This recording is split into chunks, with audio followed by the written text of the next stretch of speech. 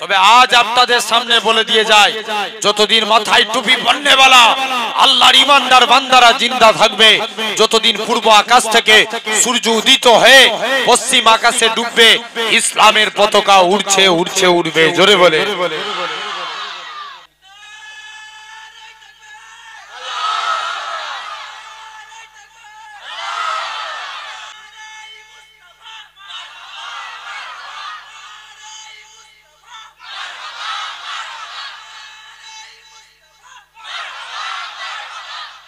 আলহামদুলিল্লাহ। তাহলে এখন এদের কত বড় আসপর্দা, খাজা হুজুরের কবর ভাঙবে। কথা ঠিক বলছি না ভুল বলছি? কেউ মিটাতে পারবে? হাজারো চেষ্টা করলেও পারবে। আমার একটা ছোট্ট একটা আলোচনা মনে পড়ে, যদি এখনো হক বিচার করে দেখবেন বিচারপতির এখন ফাঁসি হয়ে যাবে। কথা বলেন, জোর করে বলো, ঠিক না ভুল? এখন বিচার কেমন? এক পীর আর মুরিদ দুজনে রাস্তা দিয়ে হেঁটে হেঁটে যাচ্ছে। কোথায়? বলো বলো বলো বলো, কথা বলতে হবে একটু। রাস্তা দিয়ে হেঁটে হেঁটে যাচ্ছে। এখন ওই দেশে ঘিয়ের দাম কম। কিসের দাম?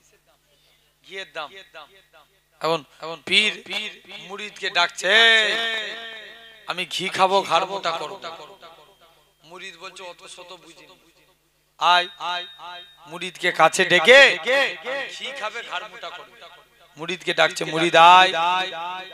কাছে এসে বলছে, কি ব্যাপার বলো?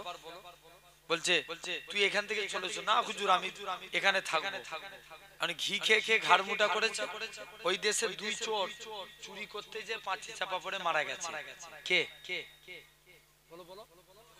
দুটো চোর। চোরের যে বাপ রাজার দরবারে বিচার দিয়েছে, রাজা আজকের দিনে তোমার বিচার ঠিক নয়। বলছে, আমার ছেলে দুটো চুরি করতে যে মারা গেছে, তো একটা বিচার করতে হবে। রাজা বলছে, ঠিক কথা, যা ছেলেদেরকে ডেকে লিয়ে আয়। বাড়িওয়ালাকে ডেকে লিয়ে আয়, তুই কেমন বাড়ি তৈরি করেছিস? তোর বাড়িতে চুরি করতে যে মারা গেছে। রাজা বলছে, শুনো। বাড়িওয়ালা বলছে, রাজা দোষ তো আমার না, আমি বাড়ি তৈরি করি। বাড়ি তৈরি করে রাজমিস্ত্রি। কে? রাজমিস্ত্রিকে ডেকে নিয়ে আসছে। বলছে, যা ছেড়ে দিলাম। রাজমিস্ত্রিকে ডেকে নিয়ে, এই তুই কেমন বাড়ি তৈরি করেছিস? বলছে, রাজা দোষ আমারও না, লেবার যেমন মশলা দিয়েছে বাড়ি বানিয়ে দিয়েছে। কে বলছে? মিস্ত্রি বলছে। এখন লেবার বলছে, ঠিক আছে যাও, চলে যাও। লেবার কে ডাকছে, তুই কেমন মশলা তৈরি করেছিস বল। বলছে, রাজা দোষ আমারও না। বলছে, কেমন? বলছে, দোষ আমারও না, আমি যখন মশলা বানাচ্ছিলাম, একজন হাতি নিয়ে এসে দৌড়েছে, ওর মশলার হাতির বালতিতে শর্ট করেছে, সব পানি মশলায় পড়ে গেছে। কি করব, সব মশলা দিয়ে দিচ্ছে। বলছে, যা হাতিওয়ালাকে ডেকে নিয়ে আয়। এই তুই কেন হাতি দৌড় কাটাচ্ছিলিস? বলছে, রাজা দোষ আমারও না। আমি আরেকবার বলছি, তোমরা একটু চলে এসো সামনে, চেয়ারে বসো। চলাই চলাই ছেলে, ও আবার ওদের দিকে তাকাচ্ছে। উঠাই, চলো চলো চলো। জেনে রেখে দেন সোনার ভাইরা, আব্বারা, তরুণেরা, এরকম ভাবে লক্ষ্য করে দেখেন, মন দিয়ে শুনবেন, একদম শুনছেন তো? এখন বলছে, যা হাতিওয়ালাকে ডেকে নিয়ে আয়। তুই কেন হাতি দৌড় কাটাচ্ছিলিস? বলছে, রাজা দোষ তো আমারও না, আমি কি এমনি হাতি দৌড় কাটাচ্ছিলাম। একজন মেয়ে চুরি পরে ঝনঝন করে আওয়াজ করছে, ও চুরির আওয়াজ শুনে আমার হাতি ভয়ে দৌড়েছে। বলছে, যা মহিলাকে ডেকে নিয়ে আয়। এই তুই কেন চুরির আওয়াজ করছিলিস? মহিলা বলছে, রাজা দোষ আমারও না। বলছে, কেমন? বলছে, দোষ আমারও না। এরকম ভাবে যখন আমি কি চুরি বানাই তো স্যাগরা চুরি বানিয়েছে। বলছে, যা তোকেও ছেড়ে দিলাম, স্যাগরাকে ডেকে নিয়ে আয়।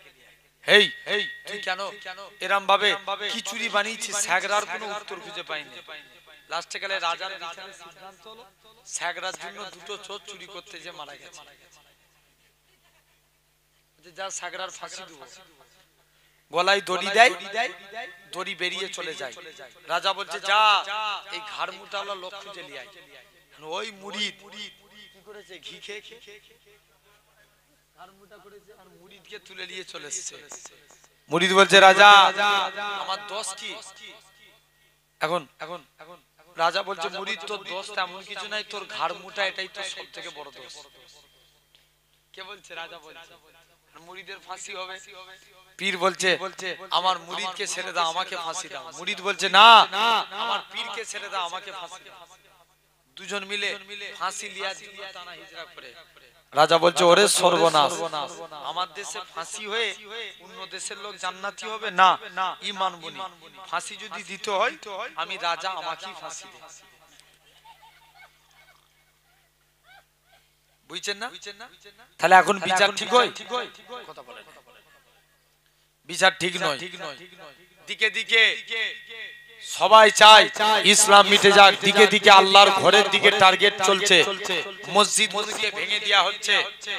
এখন আবার শোনা যাচ্ছে নাকি দিল্লির জমিনে আজমির শরীফে খাজা গরিবে নওয়াজের মাজার আকদাসকে ভাঙতে ওখানে নাকি মন্দির দেখতে পেয়েছে। কথা বলেন, আরে জোরে বলো, শুনেছো না শুনুনি? ভাই তবে আজ আপনাদের সামনে বলে দিয়ে যায়, যতদিন মাথায় টুপি পরনেওয়ালা আল্লাহর ইমানদার বান্দারা জিন্দা থাকবে, যতদিন পূর্ব আকাশ থেকে সূর্য উদিত হয়ে পশ্চিম আকাশে ডুববে, ইসলামের পতাকা উড়ছে উড়ছে উড়বে। জোরে বলে, কেউ মিটাতে পারবে? হাজারো চেষ্টা করলেও পারবে না। আমার একটা ছোট্ট একটা আলোচনা মনে পড়ে। বাদশা আলমগীর একদিন কোরআন পড়ছেন, কোরআন পড়তে পড়তে তিনি কোরআনের একটা আয়াত পড়ছেন, আলা ইন্না আউলিয়া আল্লাহি লা ইয়ামুত, আল্লাহর ওলি বান্দা যারা মরে না, মরেও এরা জিন্দা। জোরে বললেন না? এখন আবার পরের দিন কোরআন পড়ছে, ওই আয়াত চলে আসলো চোখের সামনে। বলছে চো সৈন্যদেরকে বলছে চো আজকে দিল্লির জমিনে কবরস্থানে যাব, যে সালাম দেব যদি উত্তর পাই জানবো এটা আল্লাহর ওলির কবর, আর উত্তর না পেলে জানবো এটা আল্লাহর ওলির কবর। কবরস্থানে চলে গেছে। মুসলমান করে ছেলে মেয়েরা, বাবা তরুণেরা, এই নবীর প্রেমিকেরা, বাদশা আলমগীর কি করলেন? তাড়াতাড়ি করে এরা খুব ভাবে প্রথমবার কবরে যে সালাম দেয়, আসসালামু আলাইকুম ইয়া আলাল কবর, কবর থেকে কোনো আওয়াজ আসে না। দ্বিতীয়বার সালাম দেয়, আসসালামু আলাইকুম ইয়া আলাল কবর, কবর থেকে কোনো আওয়াজ আসে না। তৃতীয়বার সালাম দেয়, আসসালামু আলাইকুম ইয়া আলাল কবর, কবর থেকে কোনো আওয়াজ আসে না। বাদশা আলমগীর বলে ও আমার সৈন্যরা, এটা কোন আল্লাহর ওলির কবর হতে পারে না, এটা কোন আল্লাহর মাসেক বান্দার কবর হতে পারে না। চলে যাও চলে যাও, এখান থেকে চলে যাও। আল্লাহ পাকের ওলি খাজা গরিবে নওয়াজি এরকম ভাবে কবর ভাঙতে ভাঙতে 104টের অধিক কবর ভেঙে দিল। অবশেষে খাজা গরিবে নওয়াজির কবরের দিকে চলে যায়। প্রথমবার সালাম দেয়, আসসালামু আলাইকুম ইয়া ওলি আল্লাহ, প্রথমবার কবর থেকে কোনো আওয়াজ আসে না। দ্বিতীয়বার সালাম দেয়, আসসালামু আলাইকুম ইয়া ওলি আল্লাহ, দ্বিতীয়বারও কোনো সালামের আওয়াজ আসে না। ও যুবকেরা, ও উচ্চকালীন মানুষের আগা, তৃতীয়বার সালাম দেয়, আসসালামু আলাইকুম ইয়া আলা কবর ইয়া আউলিয়া আল্লাহ, সঙ্গে সঙ্গে খাজা গরিবে নওয়াজে কবরের ভিতর থেকে ওয়া আলাইকুমুস সালামের আওয়াজ কানা ভেসে উঠেছে। আল্লাহ পাকের ওলি খাজা গরিবে নওয়াজ বলে এরকম ভাবে বাদশা আলমগীর বলে ও বাবা খাজা গরিবে নওয়াজ, তোমাকে প্রথমবার সালাম দিলাম উত্তর দিলে না, দ্বিতীয়বার সালাম দিলাম উত্তর দিলে না, কি ব্যাপার বলো?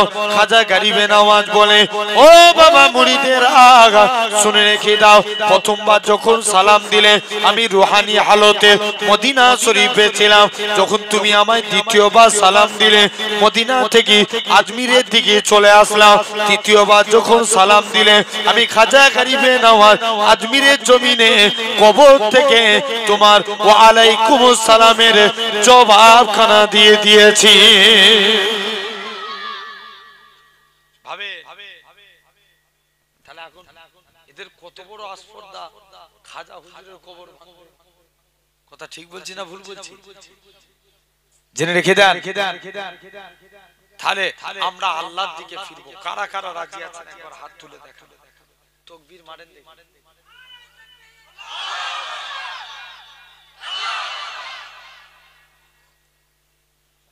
টেম্পার নাই যে তাকবীর দিচ্ছে।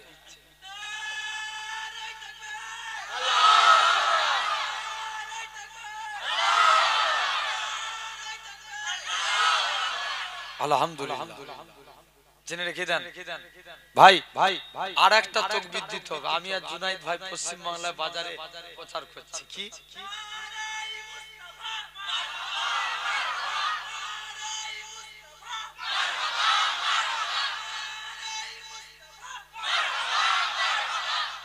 আলহামদুলিল্লাহ, জেনে রেখে দেন এই স্লোগান নবীর স্লোগান, ঠিক না ভুল?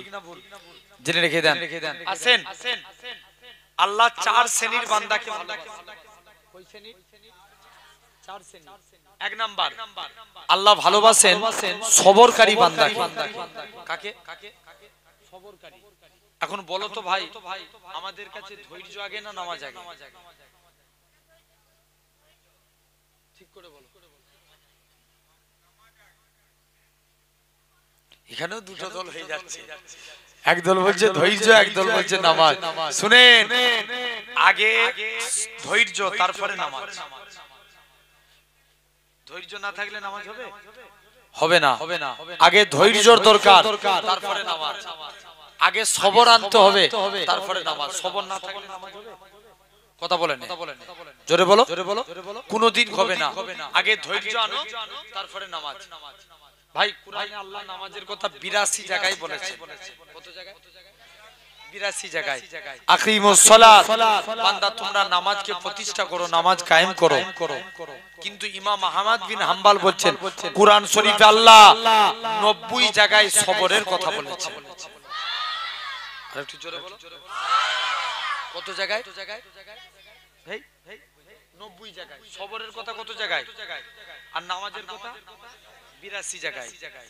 হযরতে আলী কাছে একটা যুবক আসলেন, সে প্রতিদিন নামাজে দাঁড়ায়, দুনিয়ার কথা চিন্তা করে। একদিন নবীর দরবারে এসেছে। নবীর দরবারে এসে বলছে, হুজুর, নবী দরবারে নাই, আলীর সঙ্গে দেখা। নবীর কে হয়? বলো বলো। আলী কে হয়? নবীর জামাই। আলীর সঙ্গে দেখা। আলী এসে জিজ্ঞেস করছে, কি ব্যাপার? বলছে, আলী, আমি প্রতিদিন নামাজ পড়ি, নামাজে দাঁড়িয়ে দুনিয়ার কথা চিন্তা হয়, আমার নামাজটা কি আল্লাহর দরবারে কবুল হবে?